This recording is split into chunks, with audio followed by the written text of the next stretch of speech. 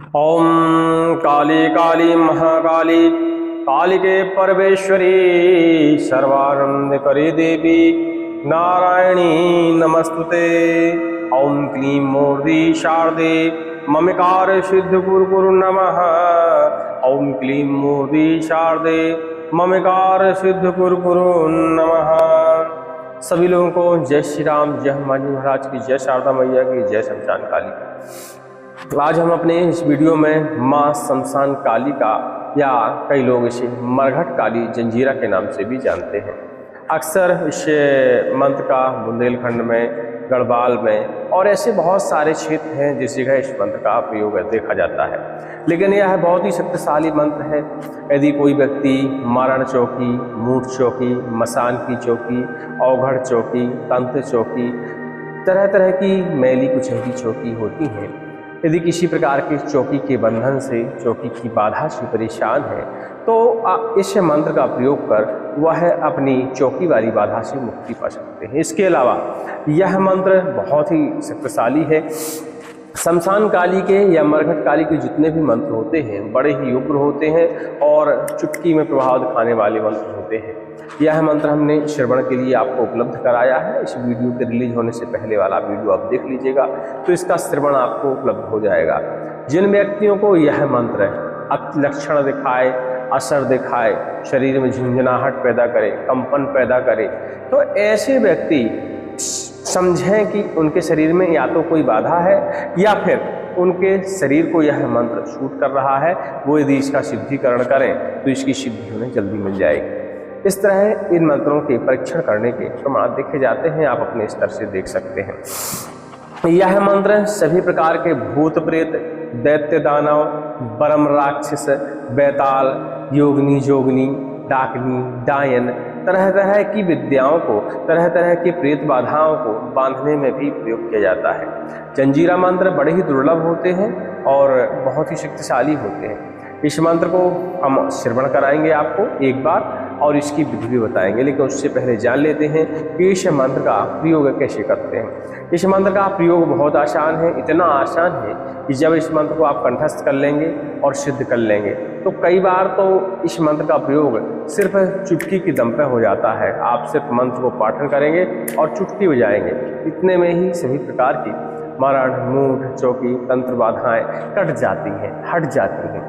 भूत प्रेत बाधाएं तो इस मंत्र को फिर फूंक मारने की आवश्यकता आपको पड़ती है और भूत प्रेत बाधाएं समाप्त हो जाती हैं, या तो उनका बंधन हो जाता है या कोसों दूर भाग जाती हैं, दोबारा फिर लौट के नहीं आती। क्योंकि मरघट काली को भूत प्रेतों का भक्षण करने के लिए जाना जाता है। माँ मरघट काली यदि देखती हैं कि कोई भूत प्रेत अनायास किसी को परेशान कर रहा है, अनायास उससे परेशानी किसी को है, तो उस भूत प्रेत को माता मरघट की काली भक्षण ही कर लेती हैं और भक्षण करने के बाद फिर वह भूत प्रेत किसी को परेशान नहीं कर सकता। ऐसे इस मंत्र के कुछ कारण बताए जाते हैं। चलिए इस मंत्र को एक बार श्रवण करते हैं और फिर इसकी हम आपको विधि बताने का प्रयास करते हैं। ओम नमो शमशान वासिनी मरघट की महारानी काली महामाई, हुंकारताई, गर्जनताई, पंजताई, घोरनताई, रक्तधार बिखेरताई, और की चौकी, काटनताई, मशान की चौकी, मरघट की चौकी, चेटक चौकी, औघड़ चौकी, मैली चौकी, कुचैली चौकी, काटनताई, शौकी सवारी, वज्रस्तधारी, अपनी चौकी बिठावनताई, बांधी बांधी बांधी, भूत बांधी, प्रेत बांधी, देव बांधी, दानव बांधी, यक्ष बांधी, राक्षस बांधी, दैत्य बांधी, बैताल बांधी, बरम और खब्बीश बांधी, योगिनी बांधी, जोगनी बांधी, 63 कुलमा, बामन वीर बांधी, डायन और डाकनी बांधी, उड़ंत बांधी, गड़ंत बांधी, द्वार बांधी, हार बांधी, गले को बांधी, गलियारे को बांधी, किए को बांधी, कराए को बांधी, चले को बांधी, चलाए को बांधी, अपनी बांधी, पराई बांधी, मैली और कुछ मैली बांधी, आगे भैरव पीछे 70 वीर चले, उल्टी मार, पलटी मार, पछाड़ मार, उठक्के मार, पटक्के मार, छिन्न भिन्न कर सब पलट के आए, उलट के आए, बैरी मार, धरती गिराए, तब मरघट की महामाई काली कहाय, चले मंत्र फुरे मंत्र गुरु के बाचा से, दुहाई महादेव की, दुहाई राजा रामचंद्र की। इस तरह का मंत्र है, थोड़ा सा बड़ा मंत्र है, लेकिन बड़ा मंत्र से ये फर्क नहीं पड़ता कि हम कंठस्थ कर पाएंगे या सिद्ध कर पाएंगे, नहीं कर पाएंगे। देखिए, प्रयास लोग करते हैं तो सब कुछ कंठस्थ हो सकता है। इस धरती में बहुत सारे ऐसे लोग हैं जिन्हें सभी प्रकार के ग्रंथ याद हैं, कंठस्थ हैं, रामायण याद है, वेद पुराण याद है, भागवत याद है, गीता याद है, मतलब बहुत सारे ग्रंथ उन्हें कंठस्थ याद है। तो ऐसा नहीं है, किसी भी मंत्र को या किसी भी विषय को हमें कंठस्थ करना है तो प्रयास करना पड़ता है। उसको हम श्रवण कर सकते हैं, उसका लेखन कर सकते हैं, बार बार जपन कर सकते हैं, बार बार श्रवण कर सकते हैं, मंत्र कंठस्थ हो जाते हैं। या बार बार जब हम उस मंत्र को दोहराते हैं तो अपने आप ही मंत्र कंठस्थ हो जाता है। यह मंत्र किसी भी प्रकार के शत्रु के नाशन के लिए भी जाना जाता है। देखिए, मंत्र तो एक ही होता है, उसके प्रयोग करने पर उसकी शक्ति बदलती रहती है। यदि आप इसको मरण, मूठ, चौकी, तंत्र, चौकी काटने में प्रयोग करते हैं तो यह चौकी काटेगा। भूत प्रेत बाधा से पीड़ित हैं तो भूत प्रेत बाधा को हरण करने के लिए इस मंत्र का प्रयोग करेंगे तो यह भूत प्रेत बाधा का हरण करेगा। बरम, खप्पीस, जिन बैताल की बाधा से है तो उस समय उन सब व्याधियों का हरण करेगा। जब आप शत्रु से परेशान हो जाए और आपको कहीं उपाय न मिले, शत्रु बार बार घात कर रहा है, तब भी इस मंत्र का आप प्रयोग करेंगे तो शत्रु का भी विनाश हो जाएगा। मतलब एक मंत्र कार्य अनंत, बहुत सारे कार्य हैं इस मंत्र के। चलिए, इस मंत्र को सिद्ध कैसे किया जाता है इस विषय में चर्चा करते हैं। वैसे तो यह मंत्र नवरात्रि में, गुप्त नवरात्रि में, होली की रात में और दीपावली की पूरी रात में और लठौनी एकादशी में इस मंत्र का सिद्धिकरण का योग बताया जाता है। लेकिन अब अन्य समय में, नवरात्र में देखिए 9 दिन ही इसका मुहूर्त होता है, आप किसी भी दिन इस मंत्र को सिद्ध कर सकते हैं। दीपावली में भी आप पूरी रात इस मंत्र का सिद्धिकरण कर सकते हैं, पर्याप्त आपके समय होता है। और लठौनी एकादशी के दिन भी आपके पास पर्याप्त समय होता है। होली में अक्सर मतभेद होता है क्योंकि कई बार इसके मुहूर्त उल्टे सीधे होते हैं, तो उस समय कंफ्यूज हो जाते हैं कि इस मंत्र का कब सिद्धिकरण करना चाहिए। तो मेरा मानना है कि नवरात्रें ऐसी मंत्रों के लिए अति उत्तम होती है। नवरात्रों में यदि आप इस मंत्र की साधना करते हैं तो बहुत जल्दी सिद्ध भी हो जाएगा। और नवरात्रों में जो मंत्र हम साधना करते हैं उसकी शक्ति भी थोड़ा सा अलग से हमें प्राप्त होती है, थोड़ा सा उग्र प्राप्त होती है, थोड़ा सा बलवान, तेज प्राप्त होता है। चलिए, कैसे इस मंत्र को सिद्ध करना चाहिए? तो देखिए, मरघट काली का मंत्र है, शमशान काली भी इसे कहते हैं। अब ये नहीं कि आप शमशान में जाकर ही इस मंत्र को सिद्ध करने के लिए बैठ जाएं। देखिए, माता रानी है, जगह जगह इस धरती के कंकड़ पत्थर हर जगह उनकी विद्वानता मौजूद है। अब ये नहीं कि उनके नाम में जुड़ा है शमशान काली तो आप शमशान में जाके इस मंत्र को सिद्ध करें। देखिए, एकांत अच्छी बात है। आप यदि पहले से शमशान साधना करते हैं, शमशान में ही आपकी सारी साधनाएं हुई हैं तो फिर इसको भी आपको करना चाहिए, तो इससे अति उत्तम और क्या हो सकता है। लेकिन इस मंत्र को हम घर में भी सिद्ध कर सकते हैं। जब नवरात्रें हों तो हमें व्रत रहना चाहिए, प्रयास ये करना चाहिए कि हम 9 दिन का ही व्रत रहें। और 9 दिन का व्रत है, कुछ ज़्यादा बड़ा व्रत नहीं होता। आप फलाहार लेकर, उच्च आहार लेकर भी आप व्रत रह सकते हैं, जिससे आपके शरीर में ऐसे आहार प्रयोग करें जिससे शरीर में सिर्फ ऊर्जा मिले और बाकी चीज़ें वेस्ट ना पैदा हो शरीर के अंदर। ऐसे आहारों का आप योग कर सकते हैं। क्योंकि जब हम किसी मंत्र की साधना करते हैं तो हमें लघु संख्या या दीर्घ संख्या ऐसी चीज़ें नहीं होनी चाहिए बार बार। तो हमें ऐसे आहारों का पालन करना पड़ता है कि ये चीज़ें हमारी कुछ क्षण के लिए रुक जाएं या इन चीज़ों का हमें एहसास ना हो। इतने हल्के आहार लिए जाते हैं, मतलब आहार इतना लिया जाता है कि सिर्फ शरीर को इतनी ऊर्जा मिले कि सिर्फ शरीर के पसीने से ही वेस्ट निकले, बाकी जगहों से वेस्ट ना निकल पाए। ऐसा हल्का एकदम छोटा आहार लिया जाता है। तो आप आहार का चुनाव आप कर लीजिएगा, कोई दिक्कत नहीं है। वैसे भी इस मंत्र की साधना सिद्धि में ज़्यादा समय नहीं लगता और बड़े जल्दी हो जाता है, कोई खास विधान नहीं है। बैठकी से लेके अष्टमी की रात तक कभी भी इस मंत्र का आप सिद्धिकरण कर सकते हैं। लेकिन सप्तमी की रात यदि आप करते हैं तो बहुत अति उत्तम है, क्योंकि सप्तमी की रात में इस मंत्र में थोड़ा सा और ज़्यादा शक्ति मिलती है। तो आप चुनाव कर लीजिएगा किस दिन आपको समय है, उस हिसाब से कर लीजिएगा। माता के चित्र तो आपके घर में होंगे ही, जब नवरात्रों का व्रत रह रहे हैं तो स्वभाव है कि माता रानी का चित्र आपके घर में होगा ही।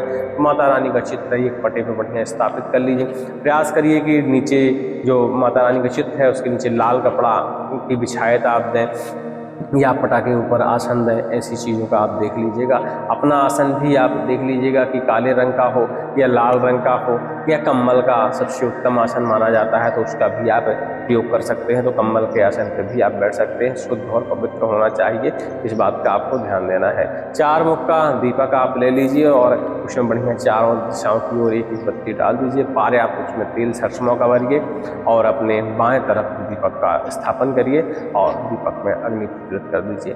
दीपक का, माता की चित्र का और अपने आसन का, माला का विधिवत पूजन करिए। अब विधिवत सभी का पूजन एक साथ हम बता देते हैं कि कैसे करना चाहिए। सर्वप्रथम कुशा या पुष्प के सहारे आप स्नान कराइए। मन में ऐसा आभास करिए कि हमारे देवी देवता या माता काली जो भी है, या हमारी माला या हमारा आसन या अग्नि, किसी का भी आप स्नान करिए और उनके ऊपर बाद में तिलक करवाइए, इत्र अर्पण करिए, पुष्प अर्पण करिए, धूप, दीप, नैवेद्य, ये सारी चीज़ें आप अर्पण करिए। इतने में ही पूजा आपकी संपन्न मानी जाती है। और इसके बाद आप अपने आसन पर बैठ जाइए। मतलब सभी की पूजा अलग अलग करनी है, लेकिन सेम करनी है। स्नान, फिर इसके बाद तिलक, फिर पुष्प, फिर अक्षत, ये सारी चीज़ें क्रमशः आप कर लीजिएगा। धूप, दीप, नैवेद्य, ये सारी चीज़ें अर्पण करने के बाद अपने आसन में विराजमान हो जाइए। माला रुद्राक्ष की लीजिएगा और इस मंत्र की मात्र एक माला जप करिएगा। सप्तमी की रात को कर रहे हैं तब भी, बैठकी से लेके किसी भी दिन और भी कर रहे हैं तो तब भी एक ही माला जाप आपको जाप करना है, ज़्यादा नहीं करना है। एक माला इस मंत्र की जाप करिए और एक माला को जप करने में आपको हद से हद 1.5 से 2 घंटे लगेगा, ज़्यादा समय नहीं लगेगा।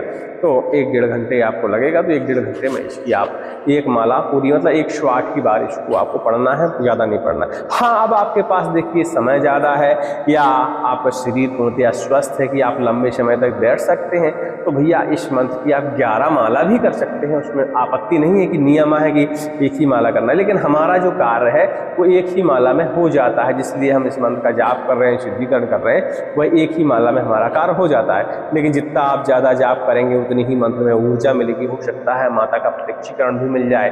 तो आप अपने स्तर से समय देखकर 11 माला, 21 माला, 51 माला, 108 माला तक जप कर सकते हैं। वो आपके समय के ऊपर निर्भर है, लेकिन अपना कार्य चलाने के लिए सिर्फ आपको एक माला जाप करने की आवश्यकता है और 51 टाइम यानी 51 बार आपको हवन करना है उसी मंत्र के साथ। तो जब एक माला आपका जापन संपूर्ण हो जाए तो थोड़ी सी अग्नि प्रज्वलित कर लीजिए। उसमें नीम की लकड़ी डालिए, पलाश की लकड़ी डालिए, पीपल की लकड़ी डालिए, बरगद की लकड़ी डालिए, आम की लकड़ी डालिए। संविदा जो हवन सामग्री में प्रयोग होती है उन संविदाओं का आप प्रयोग करके अग्नि प्रज्वलित करिए। चाहें तो एक खप्पर भी आप बना सकते हैं, क्योंकि खप्पर इन मंत्रों के लिए विशेष माना जाता है। जब खप्पर में हम हवन करते हैं तो खप्पर क्या होता है, माता जी का भोजन पात्र माना जाता है। तो आप खप्पर में जब हवन देंगे तो वो सीधा माता जी के पास ही पहुँचेगा। ठीक है, तो आप चाहें तो खप्पर का निर्माण कर सकते हैं। पीछे देख लीजिएगा, खप्पर जैसे हमारा जलता रहता है ऐसे खप्पर आप बना दीजिएगा। उसमें अग्नि प्रज्वलित करिएगा संविदा डाल के और सेम मंत्र पढ़िएगा और थोड़ी सी हवन सामग्री, थोड़ा सा घी ले लीजिएगा और चाहें तो इसमें थोड़ी सी गुड़, लोभान, ये सारी चीज़ें मिक्स भी कर सकते हैं और बढ़िया से आप आहुति डालिएगा और मंत्र को एक बार पठन करिएगा। इस तरह 51 बार आप इस मंत्र का हवन कर दीजिएगा। बस यह मंत्र आपके कार्य करने के लिए तैयार हो जाता है। इस मंत्र की शक्ति इतने में ही इतनी आपको मिल जाती है कि आप किसी भी प्रकार की चौकी का हरण कर सकते हैं, किसी भी प्रकार की पेट बाधा का हरण कर सकते हैं, किसी भी प्रकार के संकट, व्याधि, तमाम प्रकार के टोने टोटके होते हैं। देखिए धरती पर सभी प्रकार के टोने टोटके जैसी बाधाओं का आप हरण कर सकते हैं। चलिए अब अपना आसन आप छोड़ सकते हैं। आसन छोड़ने से पहले आसन के नीचे थोड़ा सा जल डालिए और उसका इंद्र भगवान का ध्यान करते हुए अपने ऊपर तिलक कर लीजिए। माता जी को भी आप प्रणाम ध्यान करके अपना आसन आप छोड़ सकते हैं। अब तो ये सप्तमी या बैठकी से किसी भी दिन ये क्रिया आप कर सकते हैं, लेकिन उन दिनों इस मंत्र का प्रयोग नहीं किया जाता। जब नवरात्र निकल जाती हैं उसके बाद इन मंत्रों का प्रयोग किया जाता है। जब इनका मंत्रों का प्रयोग करना हो तो इसमें आप चौकी काटने के लिए नींबू का सहारा ले सकते हैं और सूता का सहारा ले सकते हैं। इस तरह का सूता रहता है ज़मीन से लेके, यानी ज़मीन से लेके हमारे सिर तक जिसको व्याधि होती है उसके शरीर का सूता नाप लीजिए और सूता नापने के बाद उसका फोल्ड करना शुरू करिए। जैसे ये सूता मान लीजिए,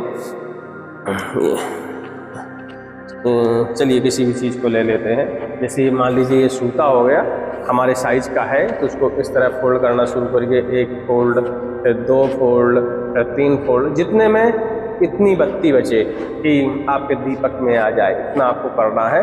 बढ़िया सूता के फोल्ड बना बना के उसकी एक इतनी बत्ती बनाइए, उसका एक दीपक बनाइए और दीपक में आप सरसों का तेल डाल लीजिए और उसे अब जब फोल्ड करिएगा, जितने फोल्ड करिएगा उतने बार इस मंत्र का पाठन जरूर आपको करना है। इस बात का आपको ध्यान देना है और पाठन करते हुए ही फोल्ड करिएगा। तो दीपक में तेल डाल दीजिएगा, यही वाली आप पत्ती डाल दीजिएगा और इसको कहीं चौराहे पे या किसी एकांत जगह में नीम के वृक्ष के नीचे भी आप ऐसा कर सकते हैं और उधर जाके इस दीपक को जला दीजिए और जलाते समय भी इसी मंत्र का एक बार आप पाठन कर लीजिए। समस्त प्रकार की चोटी आपके शरीर से उतर कर और जाके जल के भस्म हो जाएगी। पहला तरीका एक कारगर तरीका है, अच्छा तरीका है और गाँव में इस तरीके का बहुत ज़्यादा प्रयोग होता है, क्योंकि अब गाँव में क्या है, पुरानी विद्याएँ हैं, पुरानी जानकारियाँ हैं। जिस स्तर की जानकारी होती है उन पुरानी जानकारी में कार्य जल्दी हो जाता है।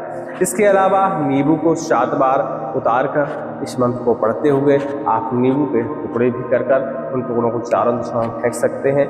इससे भी चौकी का काटन हो जाता है।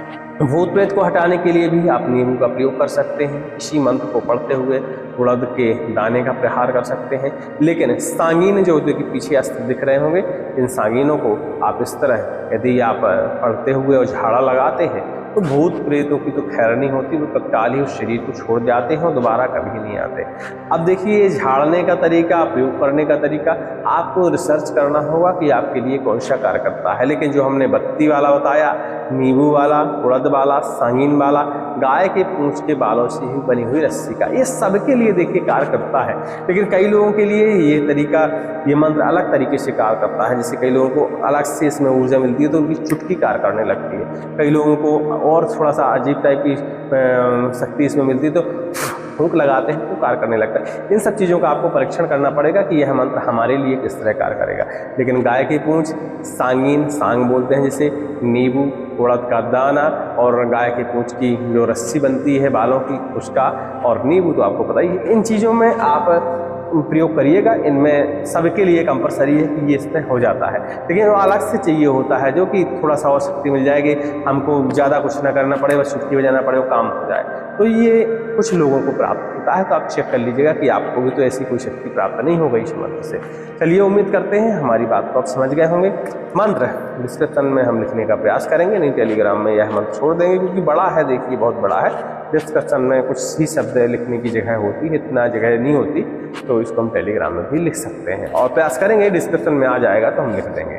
अधिक जानकारी के लिए आप टेलीग्राम में संपर्क कर लीजिएगा। और टेलीग्राम में अभी सबके हम जवाब दे नहीं पा रहे क्योंकि अभी पूर्णतः आश्वस्त नहीं हुए, थोड़ा सा और समय लगेगा, फिर बराबर से हम समय देंगे।